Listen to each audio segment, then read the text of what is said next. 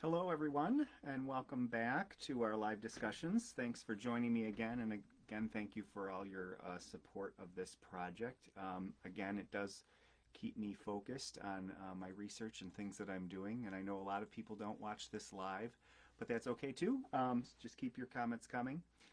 Today, I wanted to talk a little bit about Christmas because we're headed into the Christmas season, and I found out that there's more to talk about related to Christmas and the holidays than we have weeks and time for. So I'm going to cram a lot of Christmas into the next couple of weeks, I think, because we get a lot of at the historian's office we get a lot of questions. I get a lot of questions personally, and I'm just intrigued by Christmas past, and it has nothing to do with the Christmas Carol and Christmas past, present, and future. But I just Christmas seems like a marker in history, and a lot of people take a lot of pictures at Christmas time, and so a lot of things that we have in our a lot of pictures we have from our community are from Christmas time, and you can kind of tell the progression of time through Christmas traditions and things that are happening at Christmas time. And I've always found that interesting how Christmas has changed over the years, but also how Christmas has stayed the same in many respects as well. So it's sort of a great marker for history as to how far we've come or things that we may still need to improve on. One of the things that came up while I was doing some research about Christmas. Actually, it was during COVID that I got to thinking about. We were getting a lot of us were collectively getting depressed at Christmas time in 2020 because events were canceled. Our traditions that we hold dear in our community at Christmas time were being canceled, or worse yet, the unknown. Like we didn't know whether we could continue to have a cavalcade, Christmas bazaars, church services. Christmas just really was tough in 2020, and we are actually, I think, falling into a trap essentially of forgetting about how much challenge that was in 2020. And it's a good thing, but it's also not a good thing. It's a good thing that we're moving beyond some of the challenges that we had in 2020, but we also have to remember that not to take for granted what we have today, and that 2020 can help remind us of that. Anyway, as I was talking about, as researching the history of Christmas, and thinking about, well, you know, folks would be like, this is a very tough Christmas, and I kept hearing a voice, and not in a weird way, but I kept hearing a voice saying, "Are you kidding me?" And it was the voice of my great grandmother, who lived through World War II, and I was just thinking about, oh yeah, there have been times before us where Christmas has been just as challenging of a time collectively. A lot of us go through personal challenges and personal memories, and Christmas and Thanksgiving and the holidays aren't always so good for some of us on a personal level. But on a collective level, we have had challenging holiday seasons. And World War II, World War One as well. So I delved into those Christmas seasons. And it was very therapeutic for me, I'll be honest, where as I was getting down on myself, as a lot of us were in 2020, wouldn't be able to see my friends or family. We were still under quarantine, or told to stay away from each other, and events were canceled. And so it was very therapeutic to know that this was not the first time that we had faced challenging Christmases. And in a different way, of course, back during the World Wars, you could still physically be in the presence of other people. So that was a different thing. But the idea of having a challenging Christmas, we've been through this before. And again, as you know, that's one of the things I like to do, is to see history repeat itself. And it's very helpful to us to understand that the challenges we're going through today might be a little different, but the basic themes and the basic challenges do repeat themselves.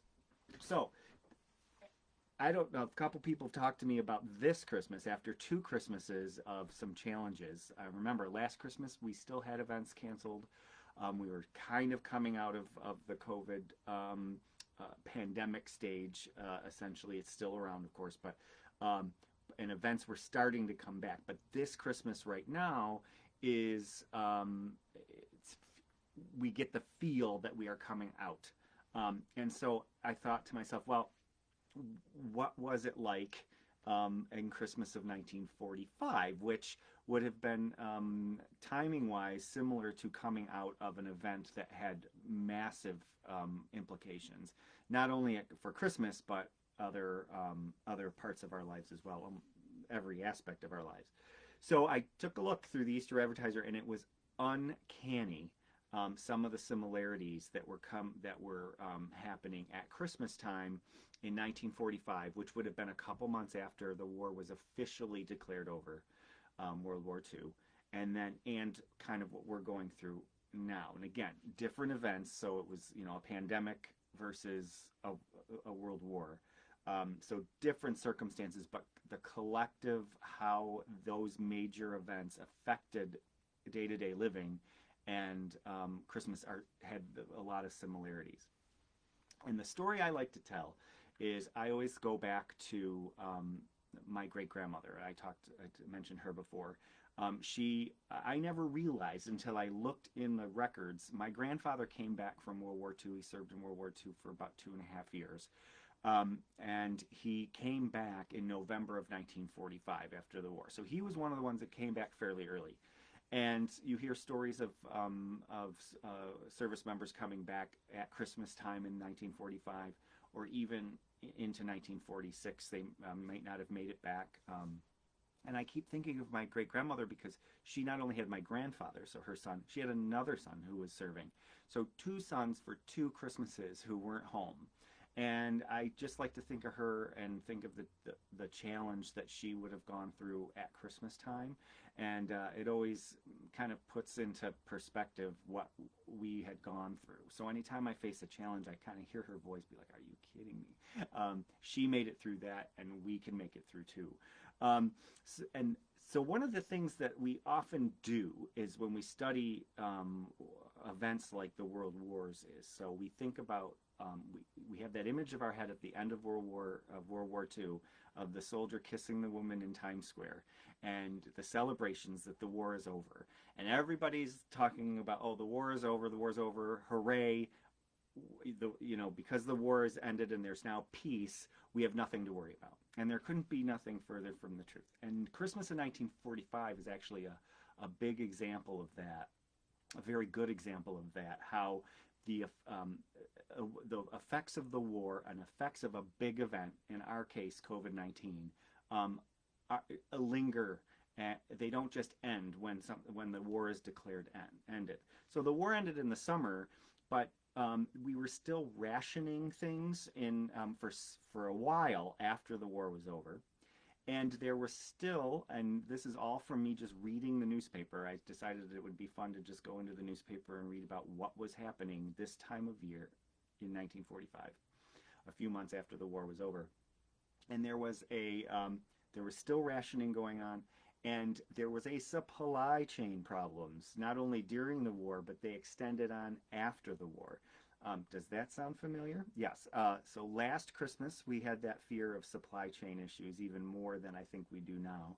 And you hear in the news reports about things, the system working hard to catch up.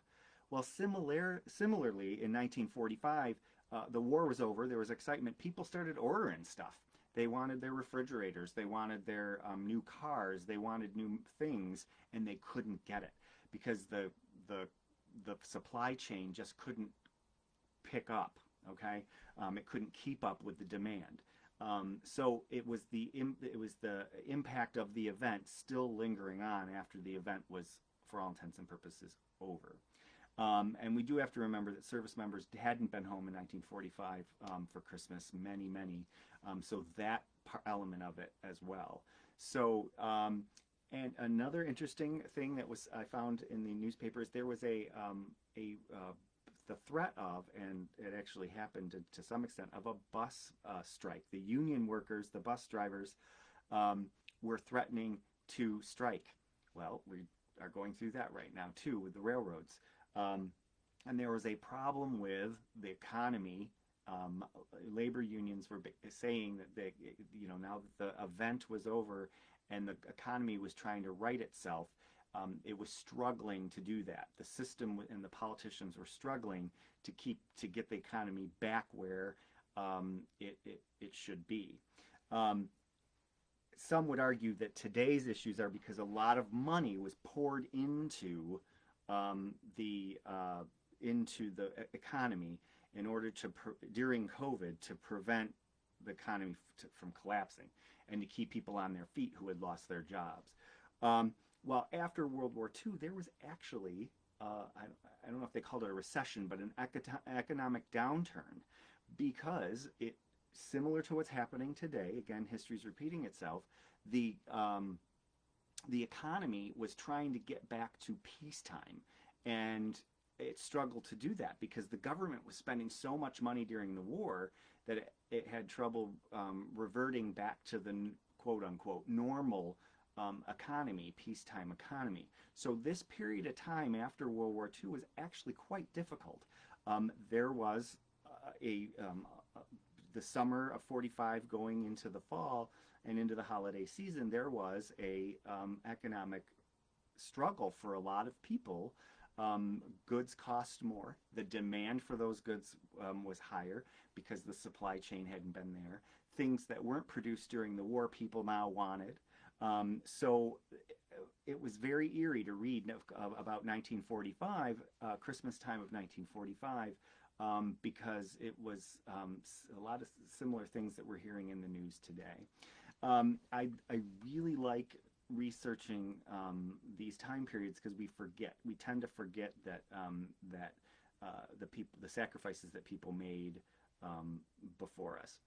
So during the World Wars, again, even World War I, people couldn't get toys to put under the tree. You'll read about that in the newspaper. And because the supply and Christmas lights were a big thing. Now, during World War II, actually, certain Christmas lights were banned. They had blackouts, blackout drills in 1942. So you would be forced to not only turn off Christmas lights, but anything that was in the house, any light that was in the house, and you could face fines for not abiding by the blackout rules. And if they did a test and you were found to still have lights on, you could actually be ticketed and taken to court. And there was still rationing going on, so sugar, and you couldn't travel places during the war because of the rubber shortage. So and gasoline ration. So a lot of things that we look back on and think, that on paper it looks like, oh yeah, they had to settle for less. But when you really put that out there into the real world, you couldn't travel to see family on Christmas because if you didn't have enough gasoline or your tires were barely making it, you had to really think about that. So we look back on rationing again. We look back at history sometimes with this romanticized view, but really the day-to-day impact on your emotions at Christmas time, especially of not being able to go see family, not being able to travel.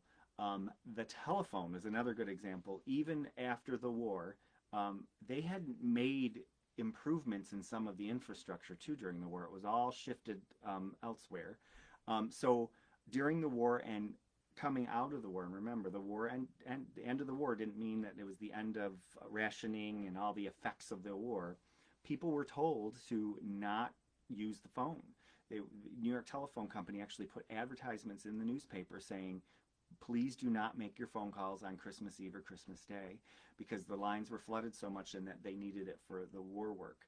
So people were asked to make their Merry Christmas calls either well before Christmas or well after Christmas.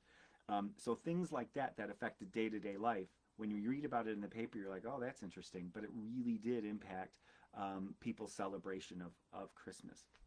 So actually, in Christmas of 1942, the village and the Board of Trade, which would have been the precursor to the Chamber of Commerce here in East Aurora and in communities across the country, so East Aurora wasn't alone in this, they canceled Christmas lights.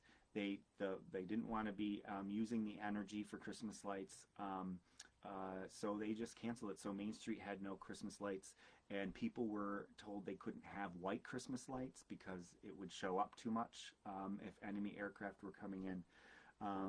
And people were told to conserve energy. So there were Christmases without Christmas lights. So I think of that when I'm walking down Main Street and I see our beautiful Christmas lights. And I think, oh, there were Christmases that didn't have Christmas lights. So that's, I think, what we can learn quite a bit about. We can learn about our Christmas from the Christmas of 1945 and Christmases even before that, during the war.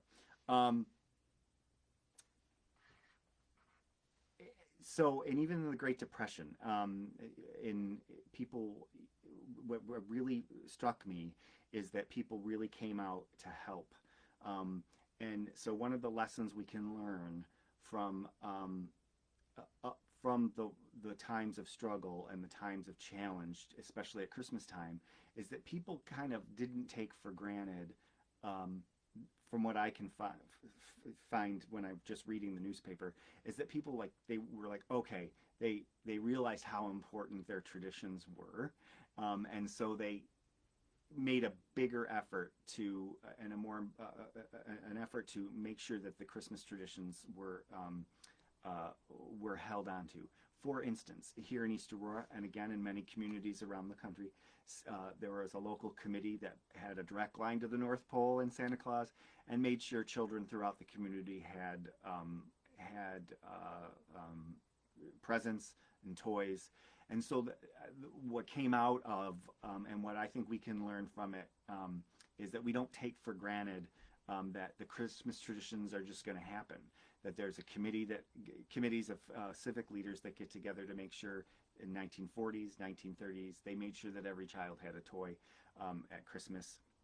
And so those sorts of things probably, would not have had an emphasis.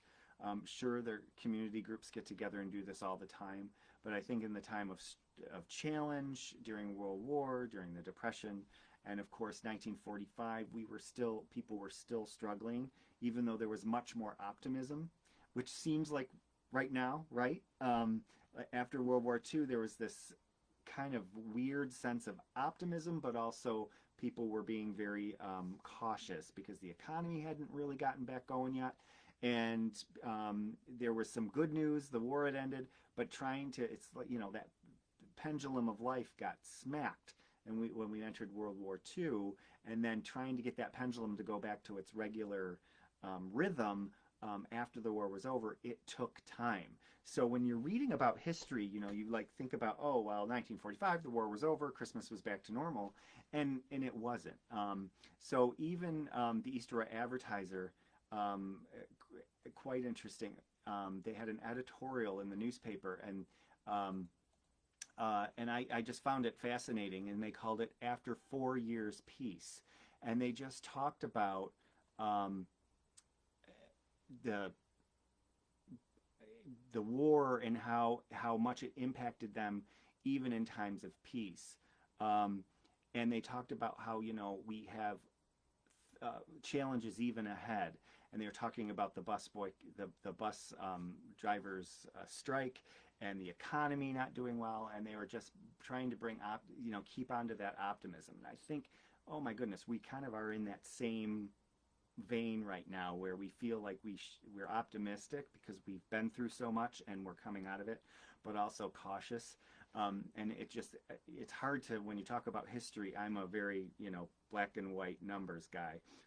But there's also a part of that which you try to place yourself into somebody, my great-grandmother, my great-grandfather in 1945, who, what they were feeling, and how these events that are black and white and on paper, the newspaper reports, how they were emotionally affecting, how, having my grandfather and his brother coming back from the war, how Christmas in 1945, how she would have been feeling about that.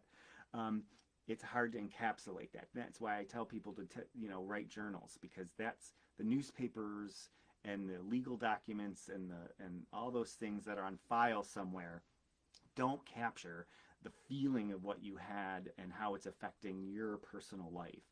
And so that's what I getting that sense now, and it might sound a little strange, but that's why I'm talking, made this the topic today, is I just felt like what we are going through now might have been very similar to 1945 Christmas when they were coming out of it.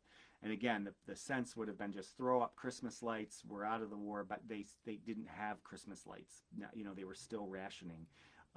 They still didn't have toys, Christmas toys, because Fisher Price during World War II had converted its factory and all its operations, or most of it anyway, into the war effort. So they were making parts for storage and trunks and things like that, and medical supplies. They were helping with that effort and not making toys. So even in Christmas 1945, yeah, the war's over, but they didn't have enough time to convert back to toy making.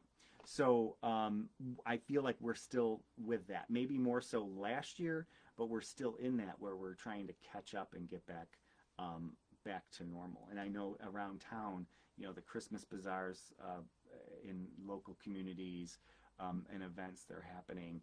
I hear people saying, "Oh, it's nice to be back to quote unquote normal," but I don't think it'll ever.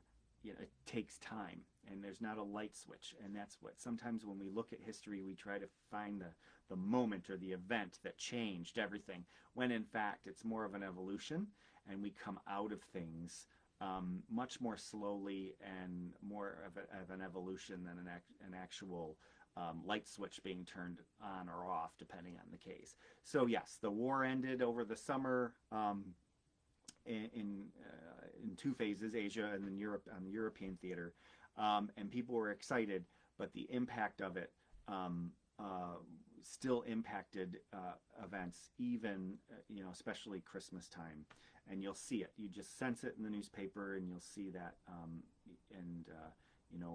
it wasn't back to normal for quite a bit, and even some things changed.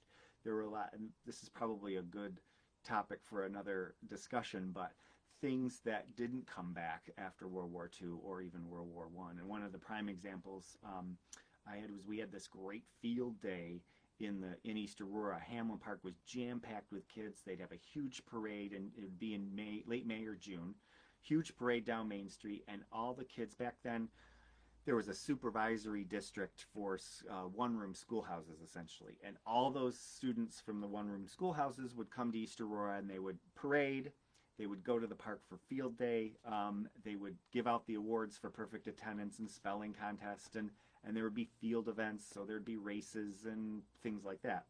And it was a pretty big deal. Actually, the town would essentially shut down, and everybody would go to Hamlin Park. Well, World War II happened, and they stopped the event for the duration of the war. But also, when the war ended, nobody came along to pick it back up. They had gotten out of the rhythm.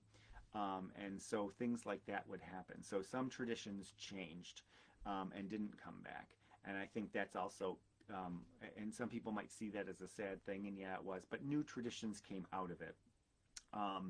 And even what I did notice is after the war, 1945 into the 1950s, there was a renewed sense, I think, of community Christmas and decorating.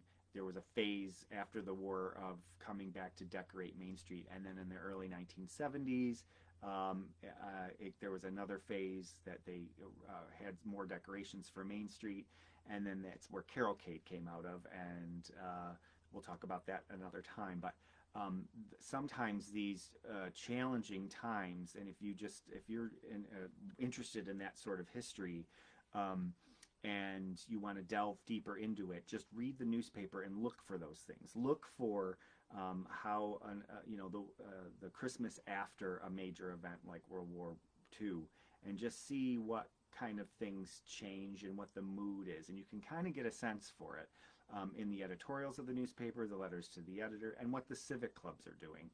And it's sometimes harder to tell. You have to do a little digging. For instance, a lot of times the traditions, we canceled events in 2020 at Christmas 2020, and then they came back in 2021 or 2022, but we didn't really make a big deal out of coming back. we just put the announcement in the paper again and it happened. So you sometimes have to, and that happened during World War II. Like, it was canceled, the events would be canceled, and you kind of have to look at the next year and just see if they came back up again.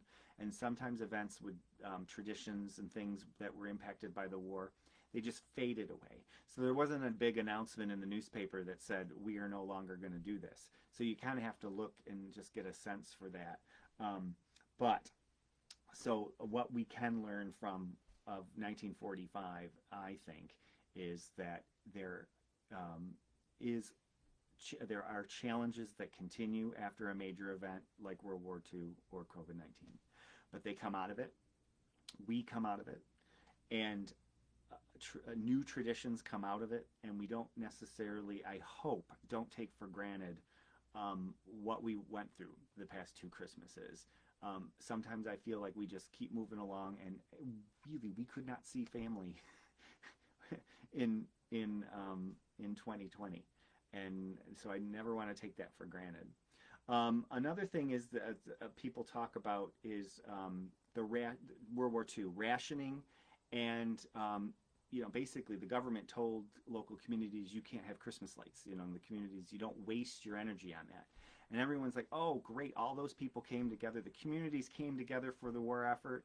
And that's one of those things that we talk about, the romanticizing of history. We have this idea in our head that everybody was behind the war effort.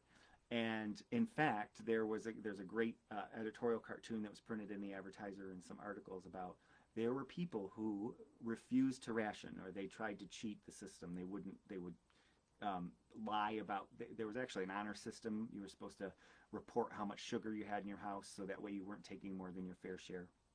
And there were people who were cheating the system. And there were people out there that were like, the government should not be telling me how many Christmas lights I can have. And does this sound familiar? Yeah. So government overreach, that is nothing, the calls for people that, not have against the government telling you what you can and can't do during times of emergency. That's nothing new. So the idea that everybody was behind the war effort in World War II is just not true. And even on a local level, we had people who weren't practicing the blackouts, weren't participating in rationing, and would actually come out against the idea that the government could tell you anything. You had the right to buy as much sugar as you wanted, and you had the right to turn on your Christmas lights. And they would argue that. So we sometimes don't remember that aspect of it, when in fact there was an element that refused to participate in the war effort. So everybody wasn't turning off their Christmas lights, and everybody wasn't participating in all this. So we have to remember that too. But thanks again for listening. We're running out of time. Next week, I just want to talk a little bit about, we're celebrating the 50th Cavalcade here in East Aurora, and it's a very unique community Christmas event, and I've had the privilege of being the Master of Ceremonies of it since 2005, and I thought it'd be interesting to just talk a little bit about the history of Cavalcade itself, but kind of how I got involved with it, because it's kind of an interesting story, and in a roundabout way, I was in the right place at the right time to be asked to be Master of Ceremonies, and how it's grown, and sort of my perspective of different things that have happened over the past few years at Cavalcade and how it's grown into what it is today. So I thought it'd be neat the week before Cavalcade to talk about that. So if you have any questions about Cavalcade, even questions that you haven't read before, we've written a lot about the history of Cavalcade, but they're interesting little tidbits. I can talk a little bit about the couple of the wedding proposals I've been involved with at Cavalcade that weren't my own wedding proposal. So we can chat a little about that neat little history. So if you have any questions about Cavalcade, feel free, or Christmas, or anything like that, feel free to drop them in the comments. And I will see you next week, and we'll talk about that. In the meantime, enjoy the holiday season and all the lights that are out there, and don't take for granted that we're able to celebrate with lots of Christmas lights and lots of food, which the folks during World War II didn't necessarily have that privilege. Have a great week.